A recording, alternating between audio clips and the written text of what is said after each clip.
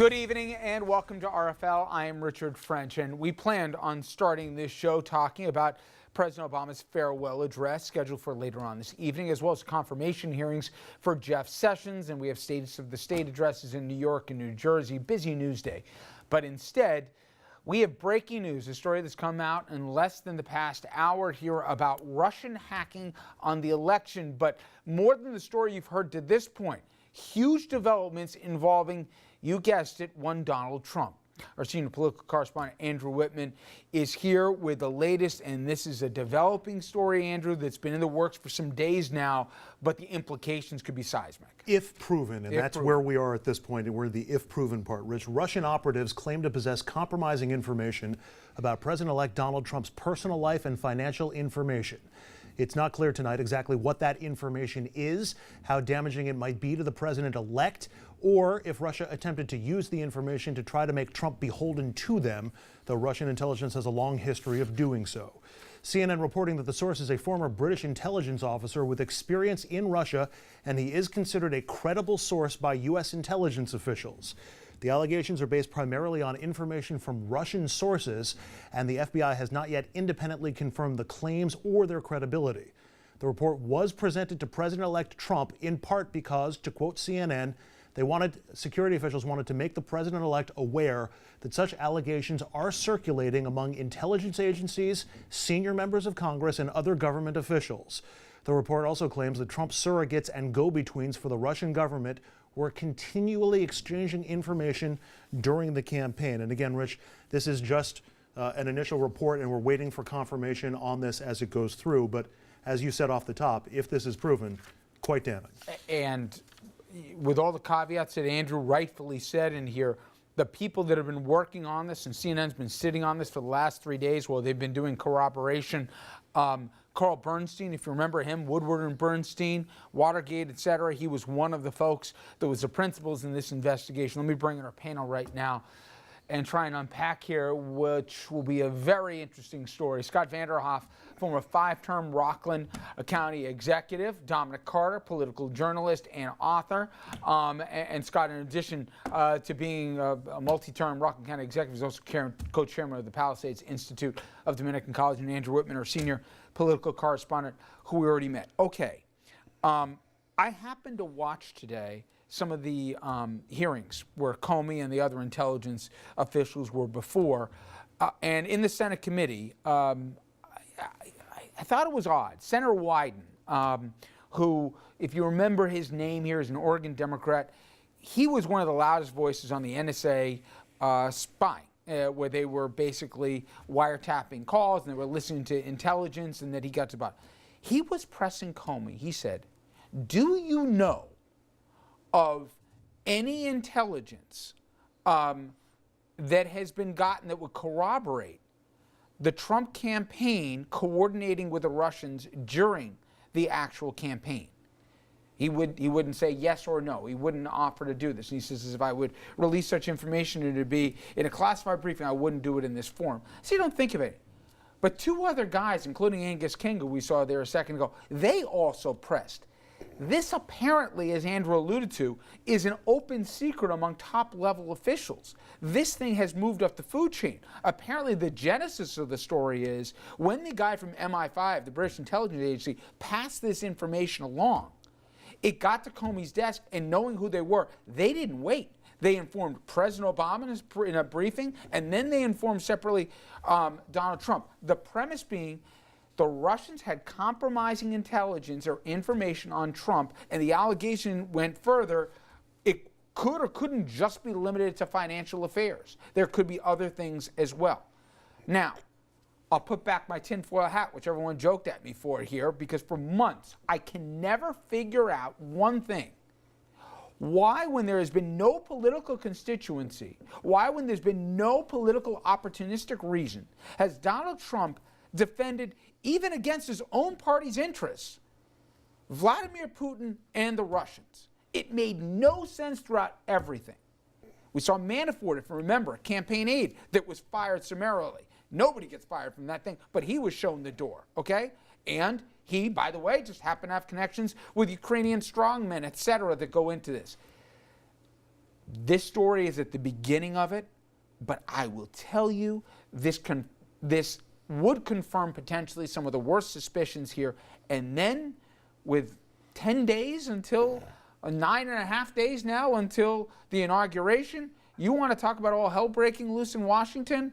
I think this could be it. Again, if. But still, in this wacky election season, this almost seems to be par for the course. Yes, there are 300 stories in that one report that Andrew talked about, and that CNN. Yep. I mean, there are hundreds of stories in there. McCain knew about this, for example, and McCain talked about it. McCain has been asking for a full investigation of the connections and the Russians and the hacking, and a lot of this was unsaid. But as the CNN report suggests, people in the senior positions in Congress, among others, knew about some of these things. Now let's go back a step. Some of the information about Trump are things that the candidates themselves, including Republicans, build up as part of essentially their warfare when they were running against him. And the Democrats did the same thing. In other words, they go back, they check all the things they can for negative campaigning. So some of that is standard stuff. But this sounds like it's much bigger. And of course, if senior officials knew about this, who are calling for these investigations, and now it's coming out that more people knew, and Trump himself has now been advised of this. He never made mention of it, of course, in any of the discussions. And the worst, I think, the most difficult piece of it is what communications between the Trump staff and Russian folks, intermediaries. And I'm sorry, do you know human being on the planet that if you were being threatened or coerced would go out of your way against national policy, against intelligence, that the CIA, the FBI, every intelligence agency, they hacked us. They compromised our democratically elected, our democratic elections here, and he continues to defend them, talking about 400-pound guys in New Jersey basements. None of it made any sense. I'm not getting ahead of myself. We'll see where this whole thing goes. But there's a host of other questions where this goes. And coincidentally, Donald Trump's going to have his press conference, his first one in a long, long time, tomorrow. And you would imagine what question number one will be. You think he'll be asked about it? I'm going to take a stab. For the sake of clarity, I just want to, the communication between, and I want to get this exactly right, Trump's surrogates and intermediaries for the Russian government. I think that's the open secret that you were referring to. And there have been some references that perhaps there was some indication of that as early as last year, but that, I think, is what had been bandied about, and that might have been what McCain and Harry Reid were asking for clarification for as the election approached.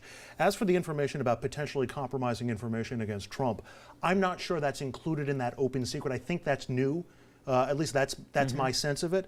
And by the way, we don't forget here, Senator McCain, who Scott mentioned, as well as Lindsey Graham, they've come out with a bipartisan resolution talking about Russia in the last 24, 40 hours. Again, I don't believe a coincidence. But first of all, trying to guess what that information might be, or whether or if the Russians actually tried to use that against Donald Trump. I mean, that's disconcerting, and that needs to be investigated. Keep in mind, Vladimir Putin was the former head of the KGB, and there is a pretty thorough history of Russians using approaches like this in subduing political opponents and bringing people into line. There is a long history in Russia of setting up politicians with prostitutes and filming it, and then using that information to get them to play ball or to move out of the way. The only thing, Dominic, I think we can say, not for sure, but in likelihood, given where we are and given all the various motivations, this is not the end of the story. This thing's about to get out. Too many people know about this. Too many agendas. This is just the beginning. He's going to take office, and then a constitutional crisis may come up, because Andrew's being a diplomat and he's playing it safe. I'm going to cut through the chase. The way the Russians play, the way this goes down, the way Trump has lived his life in the past, you know this involves compromise tapes of something, positions, women, financial information. This is all in his background already. But I'll tell you a question that we got into on this program. We all know mid-October, late October, James Comey, FBI director, comes out and says there's more here on the Hillary server. Okay, obviously the Aberdeen computer, whatever else. We all know how the story ends. He actively inserted himself at this point. When did the FBI director, when was he made aware of this? Why was this piece of information kept quiet from so many different Americans, and when? It's not just what Trump did or what they may or may not have had on him and what, if that did compromise him, in which ways. But it's also, when did our intelligence agencies, when were they made aware of this? And if they've already decided to inject themselves in the electoral process, we can debate rightly or wrongly, okay? I'm not trying to relitigate whether or not that Comey did the right thing or not. But clearly they chose to inject themselves at a certain point here because of clarity and the importance that there be no perception of favorites. If they had some of this stuff, if they know what some of this was, and we never knew about it, I don't think there's just a few angry people in Chappaqua tonight, potentially. I think there's a whole lot of other folks, and it calls into question who knew what, as usual, when they knew it, and where this goes from here. I will only tell you, because I saw how this played out today, the people who have broken this story have been very careful about this. They could have gone with this stuff earlier, even though it wasn't corroborated. I also saw what happened in the briefings today on the Hill and how careful Comey was when pressed, even though I didn't know what the story was at that point. We're about to get a lot more on this, I think, in the next 48 hours. 10 days from now, Donald Trump becomes president of the United States. I would hope that we would get, I'm not expecting that we would, but I would hope that he would say, I'm removing myself from this process. I'm going to allow an independent investigation that will not be connected to me and to see where the truth is, and I will be vindicated at the end of all of that. Fair enough, but have you seen any indications, Andrew, absolutely that he's not. ever done something but like that's another concern, because who knows how Right. the inauguration of Donald Trump impacts this investigation and whether he's able to steer or quash developments or other indications that come from intelligence agencies. He's the head of the intelligence services 10 days from now. That is just now coming to terms with all this information. As you guys know, too many people know about this, that this thing can go away at this point. It's going to get out. And tomorrow, he's going to have to face the music. If he keeps the press going. If he keeps the press going. If he doesn't, that in and of itself is going to be another story. Okay. Unbelievable. All right, coming up next here. Confirmation hearings, they kicked off today on Capitol Hill, and they began with one of the more controversial nominees. The Attorney General pick here, one Jeff Sessions. Did he take a beating, or is it looking like he'll make it through and make it through easy?